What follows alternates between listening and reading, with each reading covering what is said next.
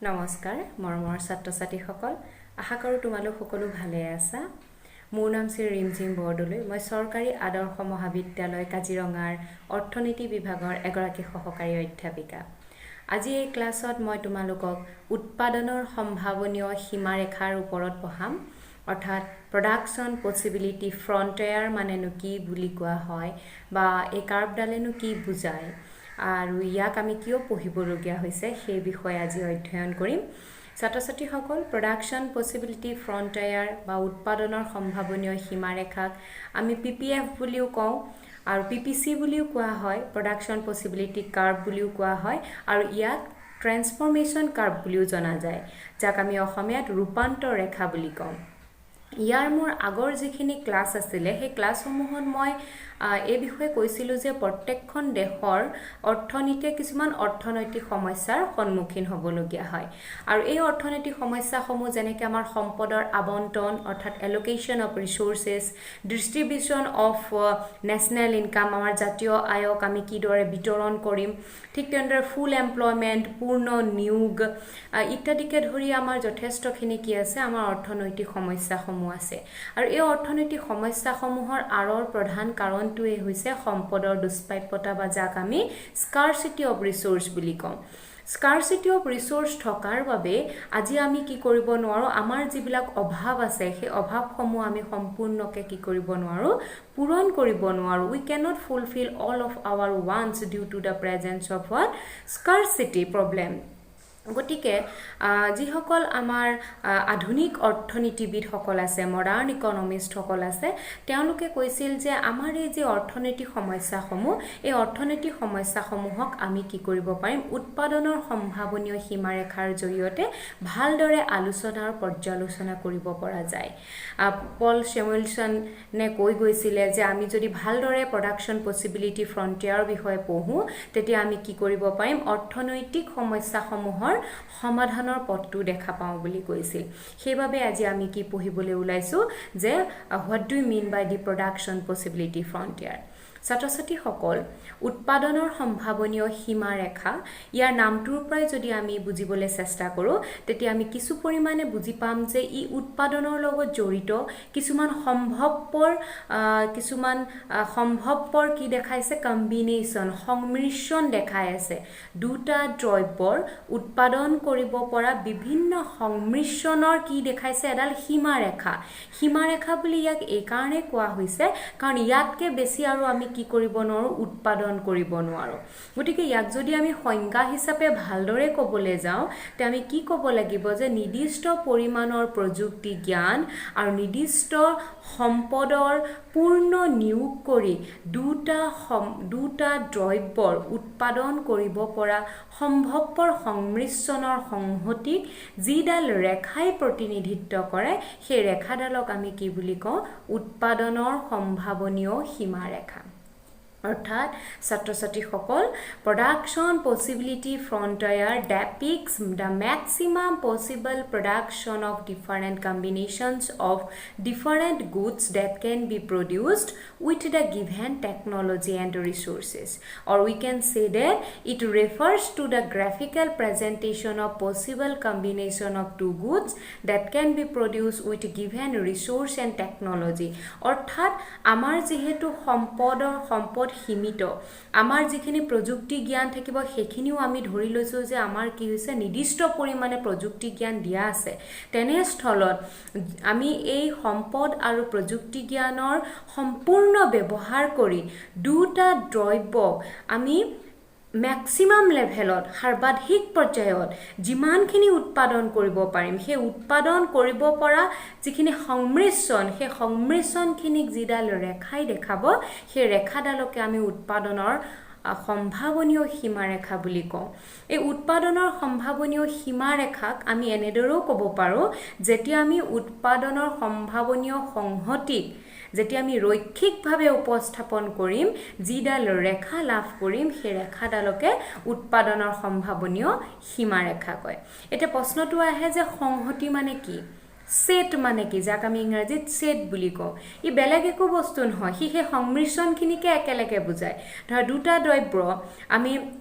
কোনটো কিমান উৎপাদন কৰি আছো তাৰটো বিভিন্ন ধৰণৰ কম্বিনেশন বিলাক ওলাব হে কম্বিনেশন কিনিক আমি কি কম একেলগে সেট বুলি কোৱা হয় বা সংহতি বুলি কোৱা হয় আমি যেতিয়া ইয়াৰ তালিকালে পঢ়িবলৈ যাম তেতিয়া আৰু আমাৰ কনসেপ্টটো ক্লিয়াৰ হৈ যাব গতিকে এখিনলৈকে আমি এটা আইডিয়া ললো নামটোৰ পৰাই যে উৎপাদনৰ সম্ভাৱনীয় সীমা ৰেখা এডাল হৈছে সেইডাল ৰেখা যিডাল ৰেখাই দুটা দ্ৰব্য উৎপাদন কৰিব পৰা সম্ভৱপৰ সংমিশ্ৰণৰ সংহতিখিনিক প্ৰতিনিধিত্ব কৰে য'ত নেকি আমাৰ প্ৰযুক্তি জ্ঞান আৰু সম্পদ কি হ'ব দিয়া থাকিব এতিয়া ইয়াৰ কিছুমান অভিধাৰণা আছে আমি কওঁতে কৈ আছো যে আমাক কি দিয়া আছে প্ৰযুক্তি জ্ঞান দিয়া আছে হেতু এটা ইয়াৰ অভিধাৰণা অৰ্থাৎ আমাৰ প্ৰযুক্তি জ্ঞানৰ কোনো খলনি হ'ব নোৱাৰে ঠিক তেনেদৰে আন এটা মই কথা কৈ আছো যে আমাৰ সম্পদসমূহ কি থাকিব দিয়া থাকিব অৰ্থাৎ ফ্যাক্টৰস অফ প্ৰডাকশন যাক আমি উপাদান বুলি কওঁ উৎপাদনৰ উপাদান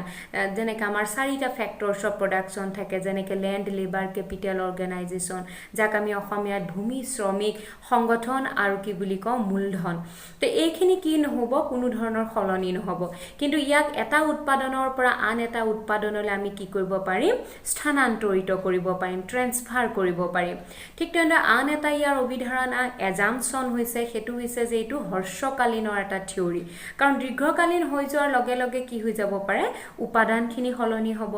টেকনলজি খলনি হ'ব ঠিক তেনেদৰে ইয়াৰ আন এটা আমি কথা কৈ আছো যে ই দুটা দ্ৰব্যৰ উৎপাদনক বুজায় অৰ্থাৎ ইয়াক আমি পঢ়িবৰ বাবে কি ধৰি লৈছো দুটা দ্ৰব্য ইয়াক ধৰি লোৱা হৈছে আৰু লাষ্টৰ যেটো ইম্পৰ্টেন্ট এজাম্পশন হৈছে হেতু হৈছে যে resource are not equally efficient অৰ্থাৎ যিখিনি আমাৰ সম্পদ আছে সেই সম্পদখিনি কি নহয় সমানে দক্ষ নহয় অৰ্থাৎ এটা দ্ৰব্য উৎপাদন কৰিবৰ কাৰণে যেটো সম্পদ খুব বেছি সুইটেবল হ'ব হি আন এটা দ্ৰব্য উৎপাদনৰ কাৰণে সিমান বেছি সুইটেবল নহবও পাৰে গতিকে আমি ইয়াৰ পৰা গম পালো যে আমাৰ অভিধাৰণাখিনি প্ৰায় গম পালো যে production possibility frontier mainly based hui thake given technology and the resources it studies only two goods duta goodsor production or khetrot odhyon hoy it is a short period theory horshokalinor eta ami yat theory pohi aso ar e hoise je ki resource bilakor ki nohoy equally efficient nohoy etia ami jodi yak bhal dore bujibole jao tetia ami talika khonor sohay lobole borthat udahoron eta lobole gibo te udahoronor khetrot moi yat ekhon table patisu তোমালকে দেখিছা টেবুলত তিনিটা কলম আছে আৰু এই কলমৰ ক্ষেত্ৰত প্ৰথম নামটো হৈছে পসিবিলিটিজ অৰ্থাৎ সম্ভাৱনা দ্বিতীয়টো হৈছে ঘেহু যাৰ ইউনিট অফ মেজাৰমেন্টটো হৈছে টন আৰু তৃতীয়টো হৈছে মাখন বাটাৰ যাৰ ইউনিট অফ মেজাৰমেন্টটো হৈছে মানে জুখাৰ একক হৈছে টন আৰু নিৰ্দিষ্ট পৰিমাণৰ টেকনলজি প্ৰযুক্তি জ্ঞান আৰু সম্পদৰ উচিত আৰু পূৰ্ণ নিয়োগ কৰি আমি ঘেহু আৰু মাখনক সৰ্বোচ্চ পৰ্যায়ত আমি যিখিনি উৎপাদন কৰিব পাৰো সম্ভৱপৰ যিখিনি সংমিশ্ৰণ হে সংমিশ্ৰণ আমি এই টেবুলখনত কেইটা দেখাইছো 7টা দেখাইছো অৰ্থাৎ কি A B C D E F G আৰু এই 7টা সংমিশ্ৰণৰ ভিতৰত আমি দুটা এক্সট্ৰিম বা সৰ্বোচ্চ সংমিশ্ৰণ পাওঁ সেই দুটা হৈছে A আৰু G A আৰু G সংমিশ্ৰণে এটো দেখাইছে যে আমি যদি আমাক দিয়া থকা সকলোবোৰ সম্পদ আৰু প্ৰযুক্তি জ্ঞান অকল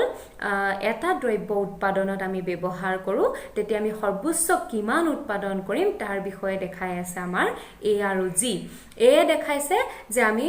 যদি সকলোবোৰ সম্পদ আমি অকল ঘেহু উৎপাদনত ব্যৱহাৰ কৰো তে ঘেহু আমি সৰ্বোচ্চ 21 টন উৎপাদন কৰিব পাৰিম আৰু মাখন আমি একো কৰিব নোৱাৰো হে কাৰণে ইয়াক শূন্য দেখুৱা হৈছে জিৰ ক্ষেত্ৰত দেখা হৈছে যে সকলোখিনি যদি আমি অকল মাখন উৎপাদনত ব্যৱহাৰ কৰো তেতিয়া আমি ঘেহু উৎপাদন কৰিব নোৱাৰো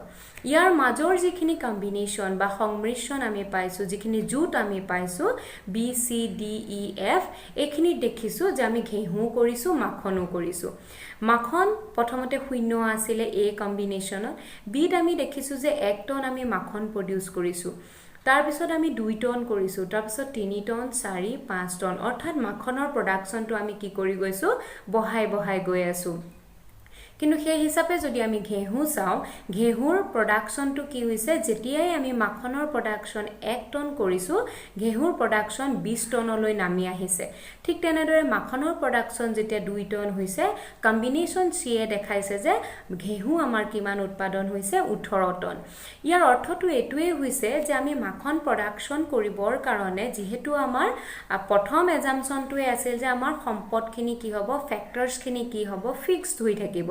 তাক আমি অকল স্থানান্তৰিতহে কৰিব পাৰিম তাৰ বাবে কি হৈছে যেহেতু আমি মাখন প্ৰডাকশ্যন কৰিবলৈ বিচাৰিছো আমি ঘেঁহুৰ পৰা উপাদানসমূহ মাখন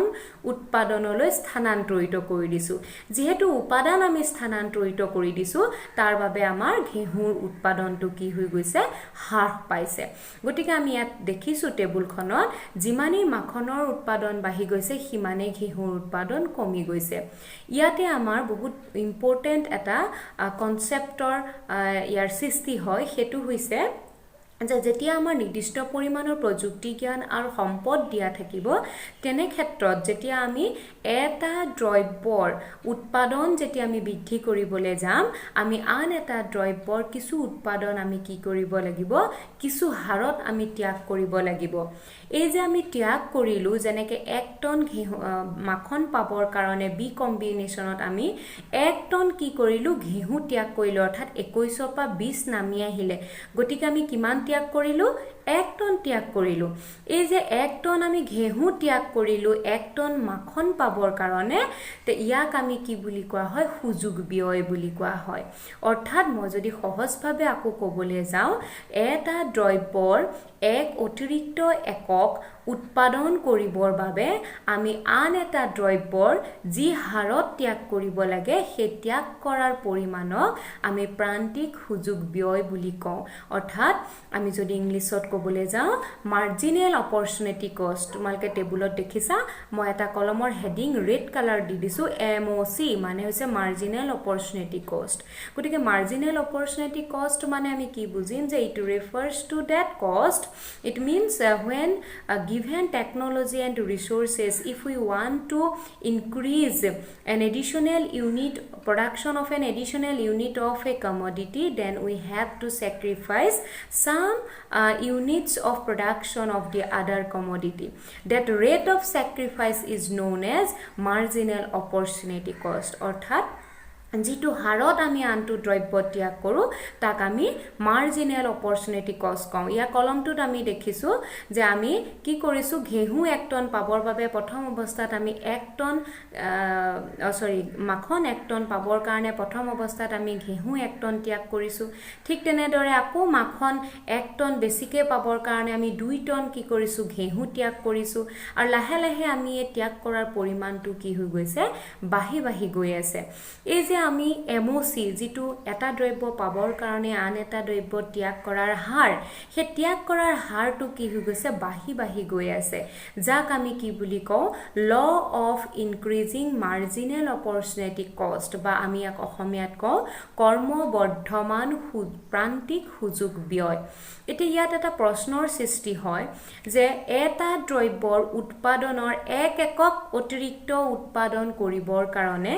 আমি আন এটা দ্ৰব্য যি হাৰত ত্যাগ কৰিব লাগে সেই ত্যাগ কৰাৰ হাৰটো কিয় বাঢ়ি যায় অৰ্থাৎ MOC টো কিয় বাঢ়ি গৈ আছে এই প্ৰশ্নটোৰ উত্তৰ দিবলৈ গলে মই তোমালোকক আকৌ মনত পেলাই দিব লাগিব যে আমাৰ অভিধাৰণাৰ শেষৰ অভিধাৰণাটো যিটোত কোৱা হৈছিল যে আমাৰ সম্পদসমূহ সমানে দক্ষ নহয় অৰ্থাৎ ৰিসোৰ্স আৰ নট ইকুৱেলি ইফিচিয়েন্ট অৰ্থাৎ এটা দ্ৰব্যৰ উৎপাদনৰ ক্ষেত্ৰত এটা সম্পদ যিমান দক্ষ হ'ব ইফিচিয়েন্ট হ'ব সুইটেবল হ'ব হেতু আন এটা সম্পদৰ দ্ৰব্যৰ উৎপাদনৰ ক্ষেত্ৰত সিমান কি নহব পাৰে ইফিচিয়েন্ট নহব পাৰে গতিকে ইয়াত আমি কি কৰি আছো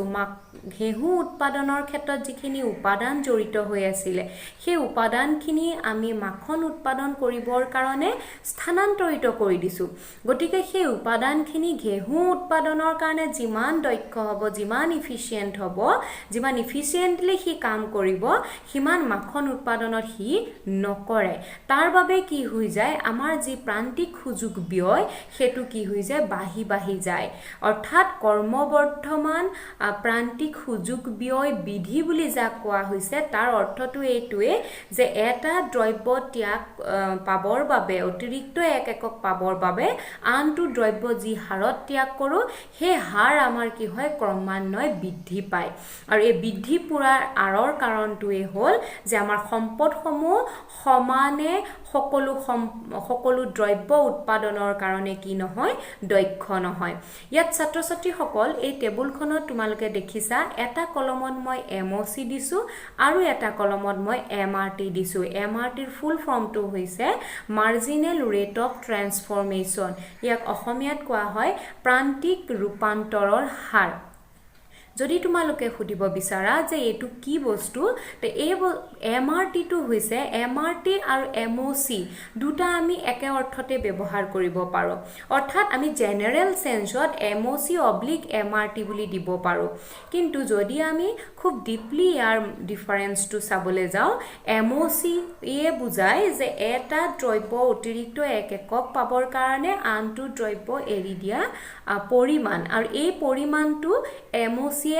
মানি টাৰ্মত কি কৰে, মিজাৰ কৰে। মানি অৰ্থাৎ আমি পইচাৰ মূল্যত আমি কি কৰোঁ, MOCটো নিৰ্ধাৰণ কৰোঁ। MRT কিন্তু ক্ষেত্ৰত কি হয়, it represent a ratio' of number of unit sacrificed for getting an additional unit of a commodity. অৰ্থাৎ MRT এটা অনুপাত বুজায়,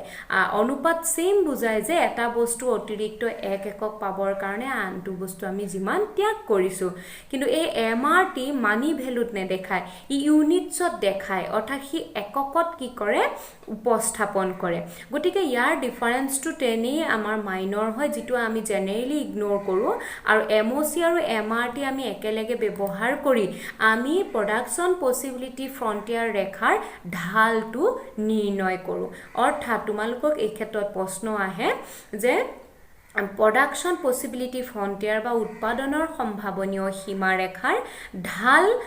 কোনে নিৰ্ধাৰণ কৰে, বা ঢাল বুলিলে কি বুজা, ঢালক আমি কেনেদৰে নিৰ্ধাৰিত কৰিম, তেতিয়া সেই উত্তৰটো হ'ব যে প্ৰডাকশ্যন পচিবিলিটি ফ্ৰণ্টিয়াৰ যি শ্লোপ, যি ঢাল, সেই ঢালটো কোনে ইণ্ডিকেট কৰে,